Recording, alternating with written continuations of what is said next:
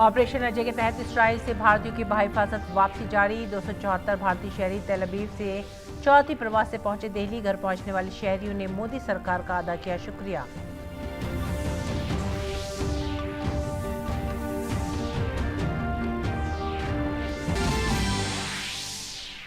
Israel Gaza में बड़े जमीनी, समुद्री और फिजाई हमले की कर रहा है तैयारी। बड़ी कार्रवाई की आहट देखती हजारों अफराद शुमाली गाजा से जुनूब की जानिब कर रहे हैं नकल मकानी। अमरीका ने इसराइल की मदद के लिए भेजा दूसरा बहरी बेड़ा। अब तक 3600 से ज्यादा अफराद की मौत।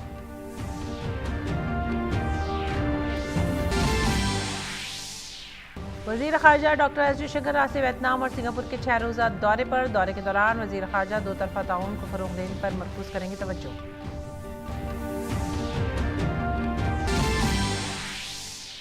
मिसाइल मैन के नाम से मशहूर साबिक सदर डॉक्टर APJ अब्दुल कलाम का यौम पैदाइश आज। सदर, वजीर आजम, वजीर दाखिला समेत कई मौजूदीन ने पेश किया खराज अक़ीदत। मुल्क डॉक्टर कलाम को तालीम और इख्तरा में उनकी बेमिसाल खिदमात के लिए कर रहा है याद।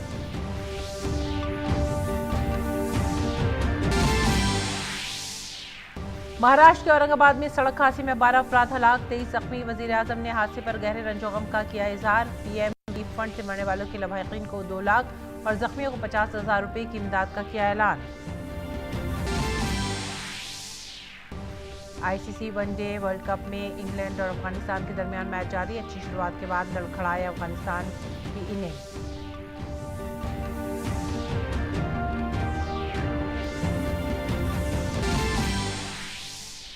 शादी नवरात्रि के पहले दिन मुल्क भर के मंदिरों में अक़ीदतमंदों का सैलाब। वजीर आजम और वजीर दाखिला ने नवरात्रि पर हमवतनों को दी मुबारकबाद।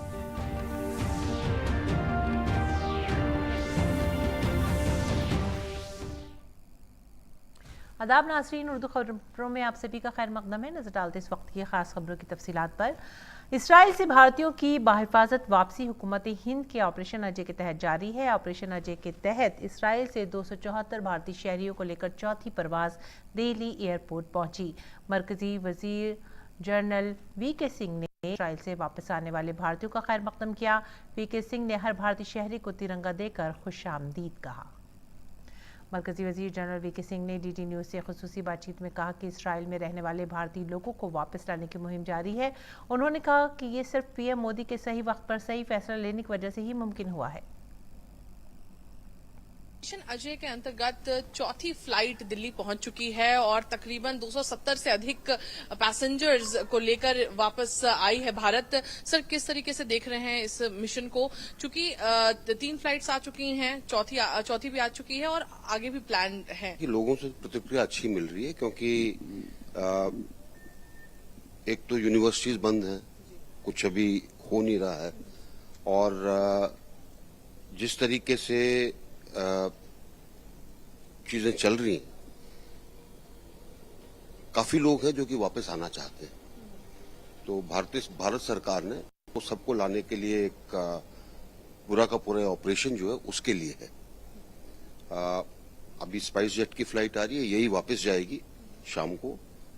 फिर जो बाकी लोग हैं, जैसे जैसे लोग बाग आते हैं जो अपने को रजिस्टर कर रहे हैं एम्बेसी में, उनको लेकर आ रहे हैं। हमने पिछले भी कई फ्लाइट्स में जो लोग आए थे उनसे बात की, उन्होंने कहा कि बड़ा टाइमली है। तो चूंकि आप भी इस बारे में जानते हैं कि क्या परिस्थिति वहां पर खड़ी है लोगों के लिए और कितना खतरा है उसके बीच में। नहीं, मैं तो कहूंगा कि मैं उन सबको धन्यवाद देना चाहता हूँ कि उन्होंने समझा है कि टाइमली क्या चीज होती है। नहीं तो आमतौर पर जब भी हमने मिशंस किए हैं वो तब देर हो जाती है, उसके अंदर लोग बाग निकलते नहीं है, लोग बाग आना नहीं चाहते। जब हम लोग कहते हैं भाई अभी आप रजिस्टर करिए और चलिए, तब कोई नहीं करता। यहाँ पर मैंने देखा कि रजिस्ट्रेशन भी जल्दी हुआ है और जो लोग आना चाहते हैं, खासकर आपने देखा होगा शुरू की जो फ्लाइट में बच्चे काफी थे, क्योंकि चीजों के लिए थोड़ी तकलीफ लोग बाग सोचते होगी, तो इसलिए लोग बाग आ गए। सर, आपने तो कई इवैक्यूएशन मिशंस को खुद भी मॉनिटर किया है, किस तरीके से देखते हैं जो भारत का पेस है कि अब इवैक्यूएशन मिशंस बड़े सीमलेस होते हैं? हमने ऑपरेशन गंगा भी देखा, आपको भी देखा था, आप एक बॉर्डर पे मौजूद थे। एक चीज जो मैं कहना चाहूंगा कि 2014 के बाद मोदी जी के नेतृत्व में भारत सरकार ने एक बहुत बड़ा संदेश जनता को दिया है कि अगर आप दुनिया में कहीं भी फंस जाएंगे तो भारत सरकार आपके बचाव में आपको लेकर आएगी। और जितनी भी चीज आप देखते जाइए, यमन देखिए, आप इराक देखिए, आप लीबिया देखिए, कुछ भी, तो यूक्रेन देख लीजिए, कोविड के दौरान देख लीजिए, जहां पर भी जरूरत पड़ती है सरकार पूरे तरीके से, और अब ये सब चीजें स्ट्रीमलाइन हो गई। हमारे विदेश मंत्रालय में भी, हमारे नागर विमानन मंत्रालय में भी ये चीजें सब स्ट्रीमलाइंड है, और मैं तो कहूंगा पत्रकारों के लिए भी स्ट्रीमलाइंड है, ताकि आपको पता है कि किस तरीके से आ रहे हैं, कहां पर आ रहे हैं, पहले नहीं पता चलता था।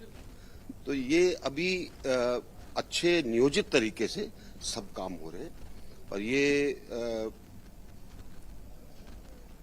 एक ही कारण है इसका, प्रधानमंत्री जी की सोच और समय पर निर्णय देना। वतन वापस आने वाले भारतीय शहरियों ने हुकूमत की कोशिशों को सराहा और इजहार तशक्कुर किया। ऑपरेशन अजय के अंतर्गत जो चौथी फ्लाइट है 274 लोगों के साथ दिल्ली पहुंच चुकी है। यहाँ पर मेरे पीछे आप देख सकते हैं वो लोग मौजूद हैं जो इजराइल से वापस भारत आ चुके हैं ऑपरेशन अजय के अंतर्गत। हम कुछ लोगों से यहाँ पर बात करेंगे और जानेंगे उनके कैसे अनुभव रहे हैं और किस तरीके से वो यहाँ पर पहुंच पाए हैं, उनसे बात करते हैं। सर, सिचुएशन क्या रही और किस तरीके से एम्बेसी ने आपको कॉन्टेक्ट किया है, क्या सिचुएशन वहाँ पर खराब है ही, जैसे हम जानते हैं, और एम्बेसी ने काफी हमारे स्टूडेंट ग्रुप से लेके जो एम्बेसी के रिप्रेजेंटेटिव थे वो हमारे पास आए, और हम स्टूडेंट यूनियन भी जो ग्रुप था तो उनसे हम लोग की लिस्ट लेके इवैक्यूएशन हुआ possible, and we would like to thank the Indian government. ये बहुत अच्छा इवैक्यूएशन प्रोग्राम था जिन्होंने उसमें बच्चों को आके, पहले तो एम्बेसी सबसे अच्छे से वहाँ पे यूनिवर्सिटी आई है, हमसे कांटेक्ट किया, उन्होंने पूछा तुम्हें इवैक्यूएट किया जाना चाहिए, if you want to be evacuated तो will do this program, and उन्होंने अच्छे से प्रोग्राम किया, एंड विद इन 2 days उन्होंने हमें बराबर से इवैक्यूएट किया, वहाँ से बराबर कॉन्टेक्ट आया, मैसेज आया, and everything was very good. It's a really great operation for us, and I will really like to thank government of India. Okay, because actually yes, people were saying yes, Tel Aviv is a bit safe, but actually not, because yesterday we heard a lot of sirens, and even when we were at airport, वहाँ पे भी हमने siren सुना. Okay, and हाँ missiles आ रही थी continuously, so no one knows कि future में क्या होने वाला है. So thank you so much. Finally we are here. Around, I believe, 250 plus passengers were there in this flight, and all the arrangements were done were pretty good, and honestly Indian Embassy done a fantastic job there. Safety को देखते हुए भारत सरकार ने evacuation किया है, तो ये बहुत अच्छी बात है, क्योंकि अभी जैसे कि वार टाइम हो सकता है और एन नंबर ऑफ पॉसिबिलिटीज है, तो इवैक्यूएशन एक अच्छा डिसीजन था। बहुत बढ़िया इन्होंने इंतजाम किया है और बड़ी सेफली लेके आए हैं ये लोग, सब चीज उन्होंने बड़ी अच्छी प्रोवाइड करी है उन्होंने हमारे लिए, एंड वी केम सेफली। बहुत बहुत धन्यवाद, मोदी जी है तो मुमकिन है। इसराइल और हमास के तनाज़े के एक हफ्ते बाद इसराइली फ़ौज गजा में एक बड़े फौजी ऑपरेशन की तैयारी कर रही है। इसराइल ने मुश्तरका ज़मीनी, समुद्री और फ़िज़ाई कार्रवाइयों की बात की है। ताहम इसराइली फ़ौज ने अभी तक ये नहीं बताया कि ये कार्रवाई कब शुरू होगी। कल शाम देर गए इसराइली वज़ीर आज़म बेंजामिन नेतन्याहू ने इन फ़ौजियों से मुलाकात की जो इस ऑपरेशन की तैयारी कर रहे हैं। उधर गजा में इसराइली फ़िज़ाई हमले जारी हैं। इसराइल ने शुमाली गजा के लोगों से कहा है कि वो जुनूबी हिस्से की तरफ बढ़ें। इतलात के मुताबिक हज़ारों लोग गाड़ियों, बैलगाड़ियों और पैदल जुनूब की तरफ नकल मकानी कर रहे हैं। इस तनाज़े में अब तक तकरीबन 3600 अफराद हलाक हो चुके हैं। इसराइल का कहना है कि उसके 1300 अफराद हलाक हुए हैं, जबकि फ़िलिस्तीनी वज़ारत सेहत का दावा है कि 2300 अफराद हलाक हो चुके हैं। दरअसल इसराइली फ़ौज ने कहा है कि इतवार के रोज़ लेबनान के अंदर से इसराइली सरहदी गांव शतौला पर एक एंटी आर्मर मिसाइल दागा गया, जिसके नतीजे में 4 अफराद हलाक हो गए।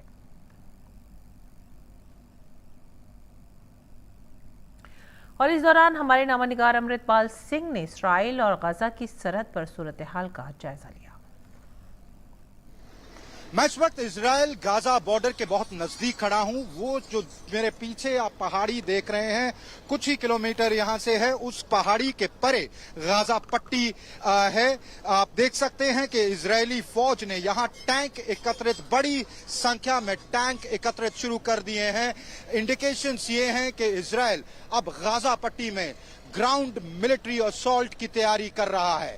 अगर ऐसा होता है तो ये चल रहे युद्ध का रुख कंप्लीटली बिल्कुल बदल जाएगा।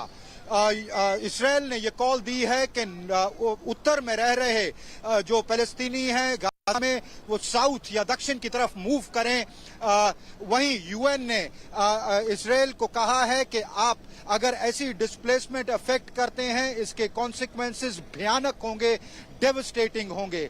और जो मुल्क हैं वो भी इजराइल को रिस्ट्रेंट शो करने के लिए या एहतियात बरतने की सलाह दे रहे हैं। पर देखना यह होगा कि क्या इजराइल इस बात को मानता है या क्या इजराइल इस ग्राउंड मिलिट्री एक्शन को अफेक्ट करता है। जो उनके जहन में इस वक्त बात होगी कि क्या हमास अगर वो मिलिट्री एक्शन करते हैं, ग्राउंड मिलिट्री असॉल्ट करते हैं, तो क्या हमास ने जो धमकी दी है कि उनके पास जो इजरायली सिविलियंस और सोल्जर्स, जिसमें महिलाएं और बच्चे भी हैं, उनको एक एक करके मारना शुरू कर देंगे। तो शायद इसी कश्मकश में इजराइल अभी ये मिलिट्री स्ट्रेंथ अपनी डिस्प्ले कर रहा है। पर अगर इलेक्शन को अफेक्ट किया जाता है तो युद्ध का रुख एकदम बदल जाएगा। कैमरामैन सत्य प्रकाश दुबे के साथ Amritpal Singh, DD news, Israel Gaza border. वज़ीर ख़ारजा डॉक्टर एस जयशंकर मुख्तलिफ शोबों में दो तरफा ताउन को फ़रोग़ देने के लिए आज से वियतनाम और सिंगापुर के 6 रोज़ा दौरे पर हैं। अपने दौरे के पहले मरहले में डॉक्टर एस जयशंकर आज वियतनाम की राजधानी हनोई पहुंचे, जहां वियतनाम के वज़ीर ख़ारजा बोई थानासुन ने उनका रिवायती तरीके पर इस्तकबाल किया। वियतनाम पहुंचने के बाद वज़ीर ख़ारजा ने तारीखी ट्रान कॉक पगोडा का भी दौरा किया। एक सोशल मीडिया पोस्ट में डॉक्टर जयशंकर ने कहा कि ट्रान कॉक पगोडा में बोधि का दरख्त भारत और वियतनाम के दरमियान पुराने ताल्लुकात की अलामत है। उन्होंने कहा कि यह दरख्त उस वक्त के सदर डॉक्टर राजेंद्र प्रसाद ने 1959 में वियतनाम के सदर हो ची मिन को तोहफे में दिया था। वज़ीर ख़ारजा कल 18वें मुश्तरका कमीशन की मीटिंग की मुश्तरका सदारत करेंगे।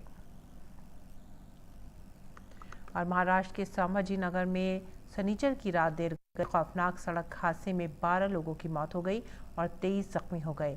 यह हादसा रात तकरीबन 1 बजे समृद्धि एक्सप्रेसवे पर पेश आया, जिसमें एक टेम्पो ट्रैवलर और ट्रक के दरमियान जबरदस्त टक्कर हो गई।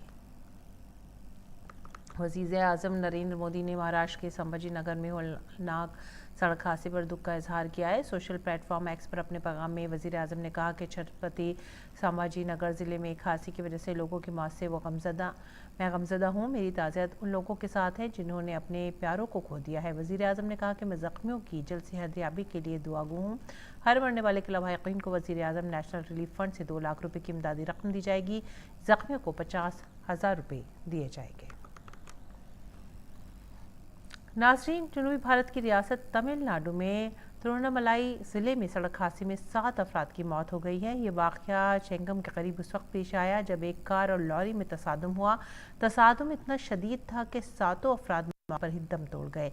मालूमात के मुताबिक ये तमाम लोग एक शादी की तकरीब से घर वापस लौट रहे थे।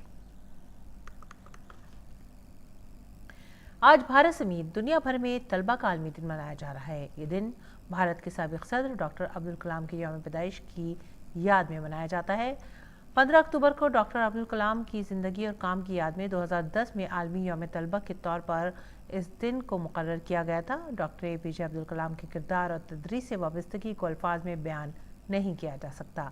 उन्हें पढ़ाने का इतना शौक़ था कि वो भारत के 11वें सदर के ओहदे से सुबकदोश होने के अगले ही दिन दोबारा पढ़ाने के काम में मसरूफ़ हो गए थे। डॉक्टर कलाम का ख्याल था कि एक उस्ताद का रोल किरदार, इंसानी खुसूसियात की तामीर, टेक्नोलॉजी के ज़रिए बच्चों को सीखने की सलाहियत को बढ़ाना और इख्तराई और तख्लीक़ी होने का एतमाद पैदा करना चाहिए, जो उन्हें मुस्तक़बिल में मुसाबक़ती बनने में मदद देगा।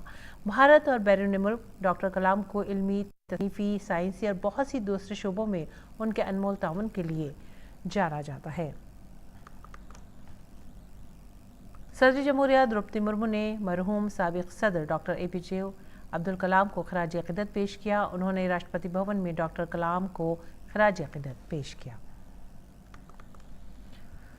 वज़ीर आज़म नरेंद्र मोदी ने डॉक्टर APJ अब्दुल कलाम को उनके यौम पैदाइश पर खराज अक़ीदत पेश किया। PM ने सोशल मीडिया प्लेटफॉर्म पर लिखा, अपनी मुनकसरुल मिजाजी और गैर मामूली साइंसी सलाहियतों की वजह से आवाम के चहीते रहे साबिक़ सदर डॉक्टर APJ अब्दुल कलाम को उनके यौम पैदाइश पर खराज अक़ीदत।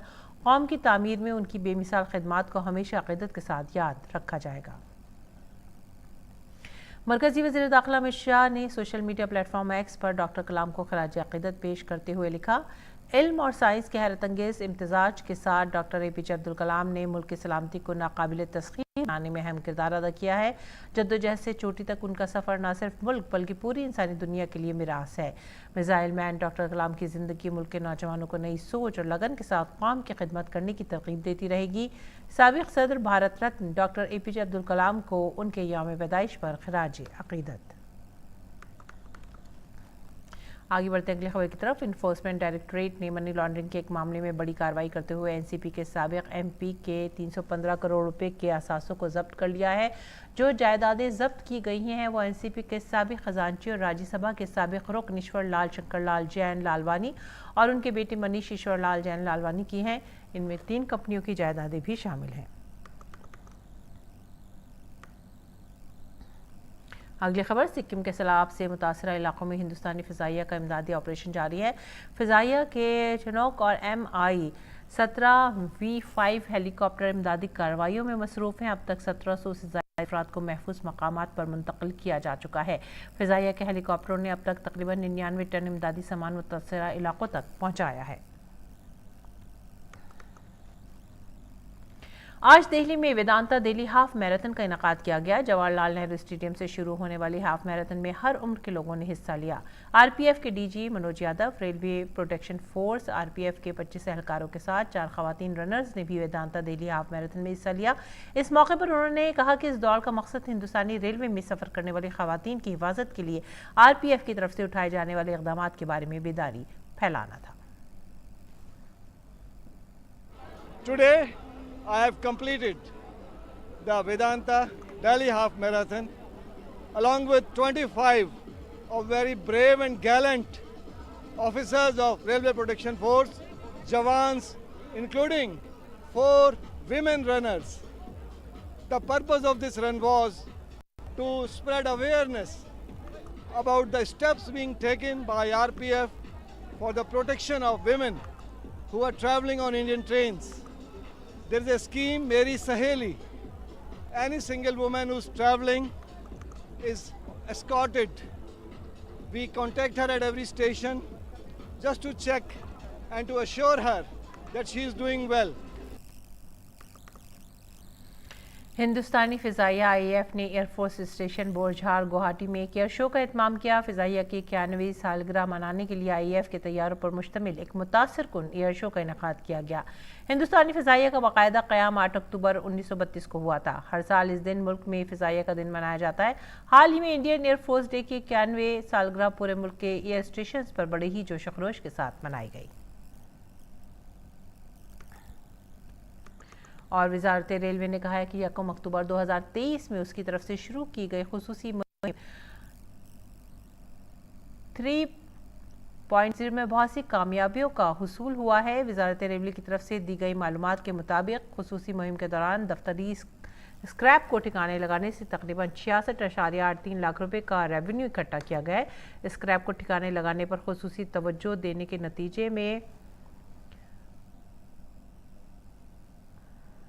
3,97,619 मुरब्बा फुट दफ्तरी जगह खाली हो गई है। इस दौरान 5,297 से ज़्यादा सफाई मुहिम चलाई गई है। इस दौरान 51,954 से ज़ायद फाइलों का जायज़ा भी लिया गया है। रेलवे की वजारत ने अपने जोनल हेडक्वार्टर्स, डिविजनल दफातर, पैदावारी इकाइयों, RDSO, तरबियती इदारों और मुल्क भर के 7,000 स्टेशनों पर पूरे जोश खरोश के साथ खुसूसी मुहिम 3.0 का आगाज़ किया है। रेलवे ने 31 अक्टूबर तक 10,722 सफाई मुहिम चलाने का हदफ भी मुकर्रर किया। इस मुहिम के दौरान दफातर और काम की जगहों पर स्क्रैप को ठिकाने लगाने पर खुसूसी तौर से तवज्जो दी जा रही है और जगह खाली कराने का हदफ भी मुकर्रर किया गया है।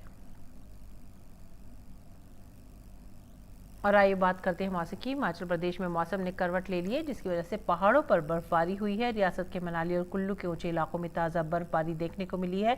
दरिस्ना महकमा मौसमियात ने कल तक पंजाब और हिमाचल प्रदेश में दरमियानी से भारी बारिश के पेशनगोई की है। महकमे ने इतला दी है कि शुमाल मगरबी हिंदुस्तान में आज रात से बारिश हो सकती है। महकमा मौसमियात ने जम्मू कश्मीर और हिमाचल प्रदेश में आज रात से कल तक बहुत ज़्यादा बारिश और बर्फबारी की पेशनगोई की है। जनूबी पंजाब, जनूबी हरियाणा, दिल्ली और शुमाली राजस्थान में भी हल्की बारिश हो सकती है।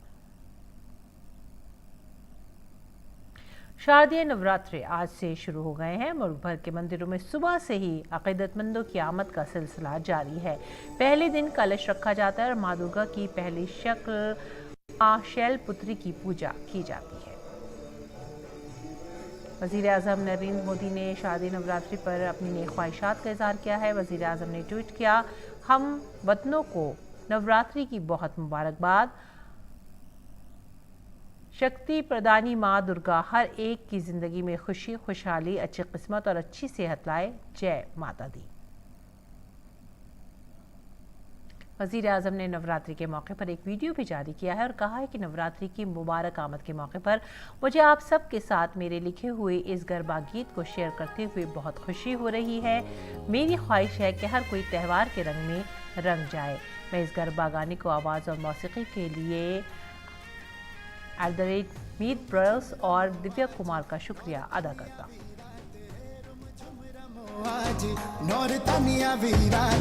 छोरू ने मली आज दर्शननी सौगात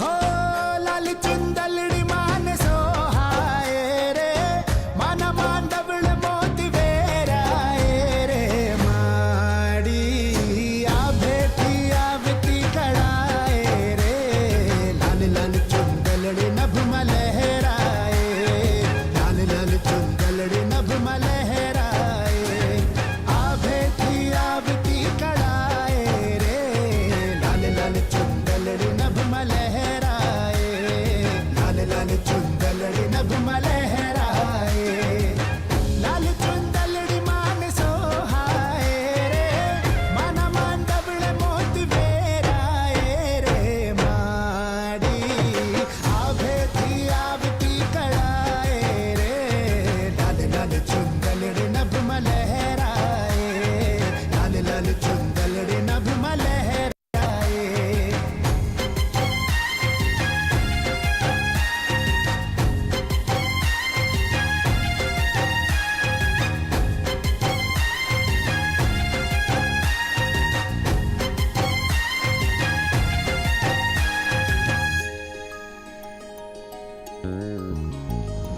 गोखलामा कोड़ियान गगन मातारिला अभलथी अवनी परमाड़ी पदारिया तम तम ता दिवड़ा ने खन खन ता डांडिया आशा भरिया ते हमें गरबा मा आविया माना गरबा नी गूंज संभड़ाए रे माना मांडवले मोती वेराए रे माड़ी आभे थी आवती कड़ाए रे लाल लाल चुंदलड़ी नभ मलहराए लाल लाल चुंदलड़ी नभ मलहराए आभे थी आवती कड़ाए रे लाल लाल चुंदलड़ी नभ मलहराए लाल लाल चुंदलड़ी नभ मलहराए।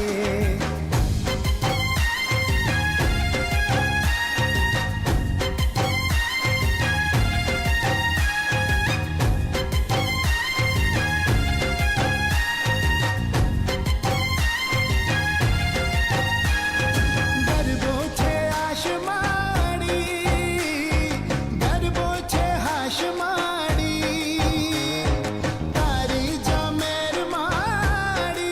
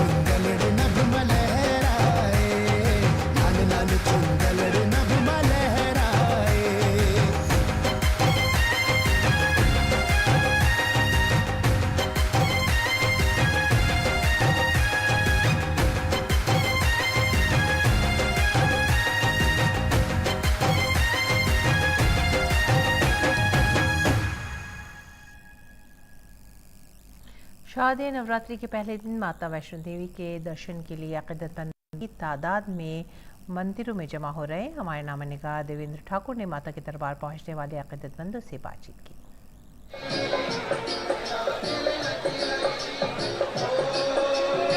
किसी को अगर स्वर्ग की कल्पना करने के लिए कहा जाए तो शायद ये दृश्य जो है स्वर्ग से कम नहीं है। यहाँ फ्रूट्स लगे गए हैं, यहाँ पे सारे फ्रूट्स असली हैं, एक भी फ्रूट नकली यूज नहीं किया। यहाँ एक एक चीज ऑर्गेनिक यूज की गई है, सब बहुत सुंदर है। मतलब यहाँ की हवा में खुशबू है, जादू है। हमारा सौभाग्य था, एक तो माँ ने आज टाइम दिया हमें बहुत ज़्यादा अपने पास खड़े होने का या बैठने का, और दूसरा जो भवन की सुंदरता है वो अपने आप में मतलब देखने को लगती है। मुझे तो ऐसे लग रहा है कि मैं माता रानी के चरणों में हूँ और मेरे को लग रहा है मैं स्वर्ग में हूँ।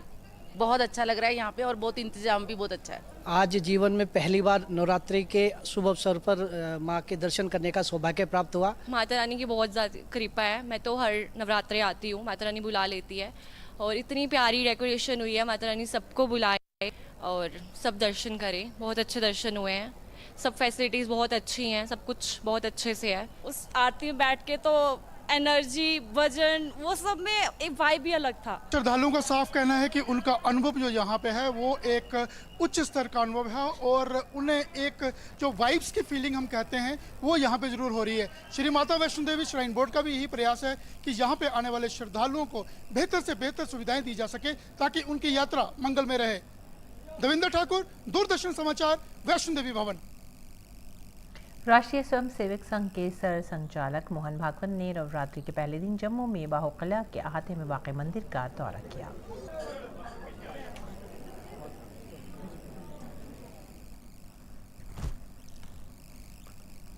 और आइए अब नजर डालते हैं खेल की खबरों पर। वनडे आलमी कप में आज इंग्लैंड और अफगानिस्तान की टीमें आमने सामने हैं। पहले बैटिंग करते हुए अफगानिस्तान की पूरी टीम 284 रन पर ही आउट हो गई। दिल्ली के अरुण जेटली स्टेडियम में खेले जा रहे इस मैच में इंग्लैंड ने टॉस जीतकर पहले गेंदबाजी करने का फैसला किया। रवां वर्ल्ड कप में दोनों टीमों का ये तीसरा मैच है। पहले मैच में इंग्लैंड को न्यूजीलैंड से शिकस्त हुई थी, जबकि दूसरे मैच में टीम ने बांग्लादेश को शिकस्त दी थी, जबकि अफगानिस्तान को बांग्लादेश और भारत के खिलाफ दोनों मैचों में शिकस्त का सामना करना पड़ा है। ऐसे के साथ ही आप हमारी पूरी टीम को दीजिए इजाजत। आदाब।